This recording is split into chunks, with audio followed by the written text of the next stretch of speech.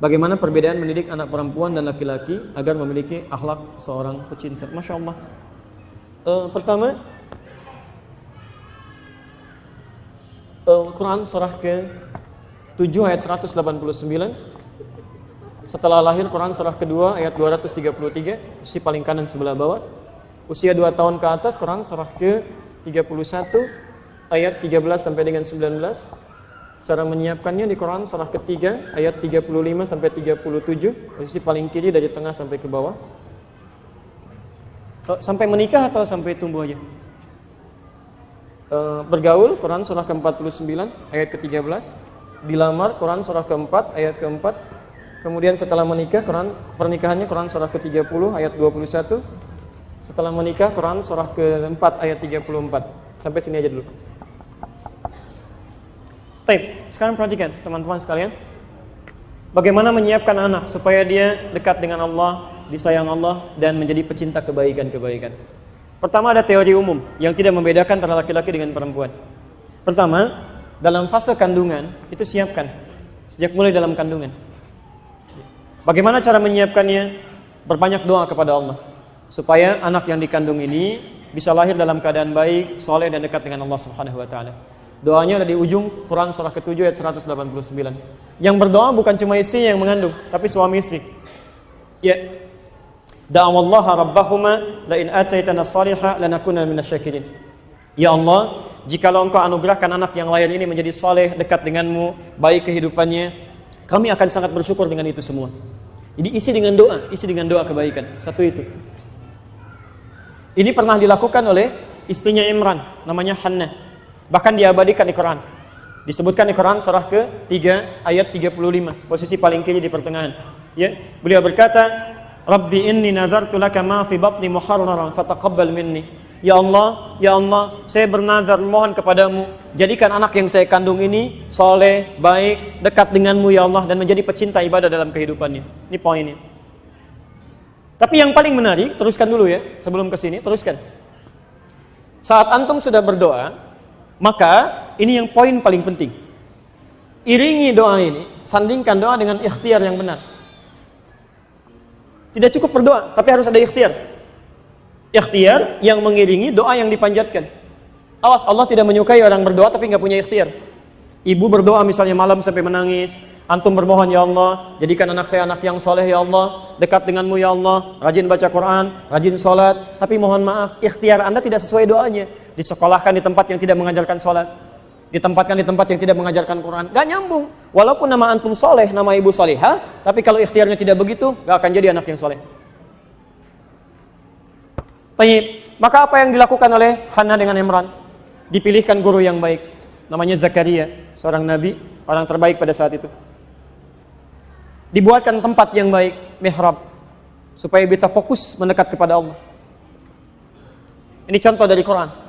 Kalau doanya sudah bagus, ingin anak yang baik, pecinta kebaikan-kebaikan, maka pilihkan teman-teman yang baik dalam lingkungannya.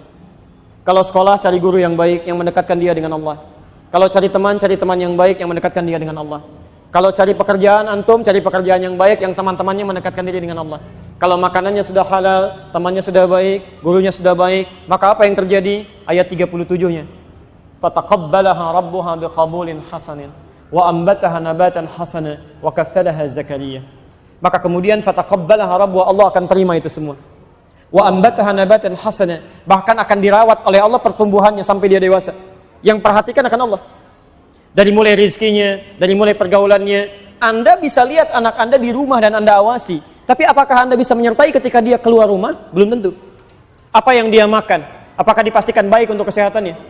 Dengan siapa dia bicara? Apakah memberikan kosakata yang bagus untuk dia?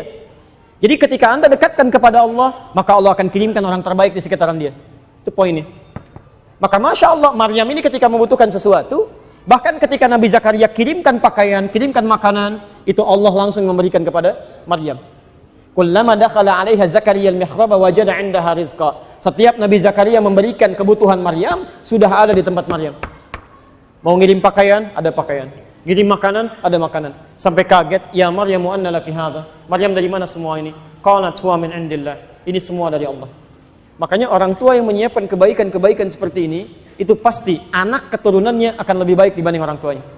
Sekarang perhatikan, Imran orang soleh, sampai namanya disebutkan di Quran. Istrinya Hannah orang soleh, tapi begitu melahirkan punya anak namanya siapa? Tahu dari mana? Ayat ke-36-nya. Falamma wada'at faqalat rabbi inni wada'tuha untha. Ketika dilahirkan anaknya, yang lahir perempuan, padahal pengennya laki-laki. Yang lahir perempuan. Awas, anak keturunan itu hak prerogatif Allah Subhanahu wa taala. Terserah Allah. Karena begitu diberikan keturunan, keturunan itu akan diberikan sifat oleh Allah untuk menyempurnakan kekurangan kedua orang tuanya. Antum berharap laki-laki, kata Allah jangan laki-laki, perempuan. Dengan perempuan ini sifat orang tua kemudian menjadi lebih sempurna, lebih baik lagi. Ya, karena itu ada yang berharap laki-laki keluar perempuan, ada yang berharap perempuan keluar laki-laki, ada yang ingin cepat jadi lambat, ada yang ingin lambat jadi cepat. Masya Allah, hak Allah. Nah, begitu lahir tiba-tiba misalnya perempuan, dia berkata, ya Allah, kau yang lahir perempuan. Kata Allah, lihat, wallahu a'lamu bima wada'at wa laysa dzakaru kal untha. Allah lebih tahu maslahat kelahiran anak ini. Hei, perempuan pun punya keistimewaan yang tidak dimiliki oleh laki-laki. Jadi ini nggak ada bedanya, baik laki-laki atau perempuan, tugas orang tua merawat dia dengan baik sebagai titipan Allah. Yang paling penting, wa inni sammaituha Maryam. Saya beri nama dia dengan Maryam. Ini poinnya. Cari nama yang baik. Nah, sekarang perhatikan. Imran, Maryam, ibunya Hannah. Ketika melahirkan Maryam, Maryam lebih baik dibandingkan dengan ibunya. Ibunya tidak disebutkan namanya, Maryam disebutkan namanya. Bahkan jadi surat di Quran, surah ke-19. Ibunya mengandung, melahirkan, ada bapak. Maryam mengandung, melahirkan tanpa disentuh laki-laki manapun. Bahasa Qurannya bukan tidak ada bapak, tanpa disentuh laki-laki manapun. Ya. Kalau yang mengandung, melahirkan tanpa ada bapaknya itu banyak. Tapi mengandung, melahirkan tanpa disentuh laki-laki manapun itu cuma Maryam. Dan ibu ingat kaidahnya ya. Kalau di Quran disebutkan peristiwa khusus menimpa dan disebut menimpa pada seseorang dan disebutkan namanya, itu artinya peristiwa itu tidak akan terjadi lagi di masa depan. Cuma itu saja. Tapi kalau disebutkan inisialnya atau gelarnya, itu artinya peristiwa itu akan terjadi lagi di masa yang akan datang dengan tokoh dan zaman yang berbeda. Fir'aun itu bukan orangnya, tapi inisialnya. Sekarang pun akan ada orang-orang yang bersikap seperti Fir'aun. Bagaimana menyikapinya? Dakwah Musa dan Harun kepada Fir'aun. Tapi Maryam tidak ada lagi. Jelas sampai sini? Taib. Sekarang Maryam lahir, melahirkan siapa? Isa. Masya Allah. Maryam Nabi bukan? Bukan. Rasul bukan? Bukan. Isa Nabi bukan? Nabi. Rasul bukan? Rasul. Isa lebih baik daripada Maryam, lebih baik daripada Imran. Jadi kalau antum orang tua ingin menyiapkan generasi, lebih harus baik dibandingkan tiga. Kalau anda belum hafal Quran, anaknya mesti jadi penghafal Quran. Anaknya penghafal Quran, cucunya penafsir Quran, cicitnya hafal hadis. Harus lebih baik, itu manhaj Quran begitu. Tantangan kita di masa depan, anak-anak kita itu lebih daripada kita sekarang. Mesti lebih hebat. Masya Allah, kan enak tuh di keluarga. Ada masalah begini, ayatnya apa ya? Nah, sini, ayatnya apa? Begini. Cucu, tafsirnya begini. Cicit hadisnya begini. Alhamdulillah, beres. Masya Allah. La haula wala quwwata illa billah. Baik, lihat. Hapus yang itu ada pahalanya, yang ini gugur pahalanya. Jangan dulu dihapus. Teman-teman, bagaimana mewujudkan ini semua? Belum selesai. Maka ketika dilahirkan, berikan makanan yang Allah langsung berikan kepada kedua orang tua ini dengan makanan yang sangat halal, ASI. Quran surah 2 ayat 233. ASI-nya. Masya Allah. Wal walidatu yurdi'na auladahunna. Tolong fokus ya, fokus. Wal walidatu, dan hendaknya perempuan yang baru melahirkan itu yurdi'na auladahunna, konsentrasi untuk bisa menyusui anaknya saja. Ya, haulaini kamilaini, kalau memungkinkan 2 tahun yang sempurna berikan ASI. Ini makanan terhalal pertama yang dianugerahkan oleh Allah pada seorang ibu untuk anaknya. Ini Masya Allah, maksimalkan. Ini perintah Quran. Jadi kalau ibu ada ASI, jangan berikan pada yang lain. Anak ibu bukan anak sapi. Baik ya, jadi berikan susu ibunya, bukan susu sapi. Ya, berikan ASI. Ini yang terbaik. Dan telah banyak penelitian mengatakan bahwa di balik ASI itu banyak manfaat-manfaat yang sangat besar. Nah, yang paling menarik Bu ya, itu pada suaminya. Pada suami. Wa 'alal mauludi lahu rizquhunna wa kiswatuhunna bil ma'ruf. Sedangkan para ayah yang baru dikaruniai anaknya itu jangan repotkan istri itu untuk mengerjakan banyak hal lain lagi selain menyusui saja. Maka antum yang siapkan pakaiannya. Antum yang cari kebutuhan makanannya. Masya Allah. Jadi biarkan istri fokus dengan keadaannya saja. Kan biasanya perempuan yang baru melahirkan itu kesulitannya luar biasa, sakitnya luar biasa. Maka Masya Allah, setengah rasa sakitnya itu akan hilang ketika dia melihat bayinya. Setengahnya. Seakan-akan tidak merasakan itu. Setengahnya lagi di mana? Ketika suaminya datang dengan ayat yang selanjutnya tadi.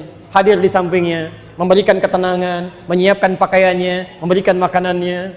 Masya Allah, anak kita laki-laki. Matanya mirip kamu, Masya Allah. Tapi kok telinganya mirip yang lain ya? Misalnya, ini masalah. Baik. Sakit Pak, sakit, sabar ya. Sambil dibelai, hilang ketenangan. Sakit, sabar insya Allah. Yang kedua dari yang lain juga nggak apa-apa ya, supaya nggak sakit. Itu repot. 3. Usia berapa tadi? Sampai berapa tahun?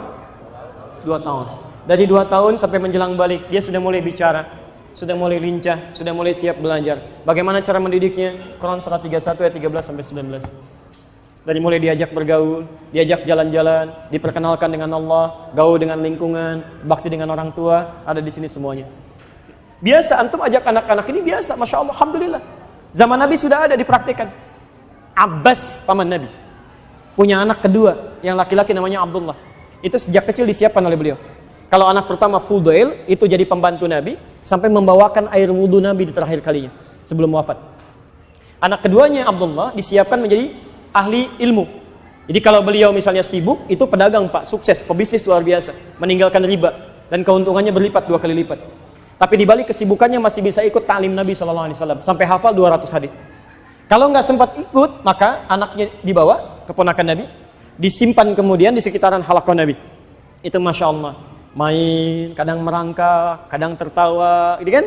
Kadang lihat-lihat Nabi. Ketika Nabi meninggal usianya 13 tahun, bapaknya hafal 200 hadis, anak ini ternyata dalam mainnya dia belajar. Hafal 2000 hadis. 2000 hadis. Ternyata anak-anak tuh begitu, dalam mainnya jalan dia sebetulnya menghafal. Saya di Bekasi pernah mengajar, ada anak yang naik ke kursi, orang tuanya risih. Kemudian dibawa, saya katakan tolong biarkan aja. Orang tuanya malu dan keluar. Begitu dia keluar, saya dengar langsung sendiri kalimatnya. Itu mengulangi kalimat saya di luar dari awal sampai akhir. Padahal orang tuanya yang nyatat belum tentu hafal itu. Itu anaknya diulangi lagi Pak, Bu. Tapi ya kita kondisikan gitu kan, kita kondisikan. Seperti diajak ke masjid sesuai dengan usianya, berikan tempatnya. Kalau nangis kita ajak ke belakang, berikan pengertian pada dia, itu yang terbaik. Ya. Terjadi di masa Nabi. Orang tua sekarang saya pikir ada beberapa yang aneh gitu kan. Diminta ke masjidnya bukan untuk ibadah. Kamu ini rame aja di rumah, sana main, sana ke masjid. Suruh main ke masjid, ya main di masjid. Jadi bukan ibadah ya ke masjid, dia main ya karena perintah orang tuanya main. Haula wala quwata illa billah. Ini kalau sudah tumbuh dewasa, dia belajar supaya cepat ingatannya. Ya, cepat ingatan, cepat menghafal. Quran surah 9 ayat ke-122, posisi paling kiri sebelah bawah. Kalau di pelajarannya ingin meningkat prestasinya, supaya diangkat imannya dan ilmunya semakin bertambah, Quran surah 58 ayat ke-11 silahkan dibaca. Dan nanti kalau dia sudah mulai bergaul supaya mendapat lingkungan yang baik, tidak ada pergaulan bebas, Quran surah 43 ayat 13, sampai dia kemudian kalau ada yang minat kemudian dilamar, calon melamarnya Quran surah 4 ayat ke-4. Kalau terjadi pernikahan, supaya sakinah, mawaddah dan rahmah, Quran surah 30 ayat 21. Dan antum tanggung jawab ini, hilang di sini satu. Ya. Ketika kemudian sudah terjadi pernikahan, bagaimana membagi tugasnya, Quran surah 4 ayat 34. Thanks, like and subscribe. Like and subscribe. Like and subscribe. Like and subscribe. Like and subscribe. Like and subscribe. Like and subscribe.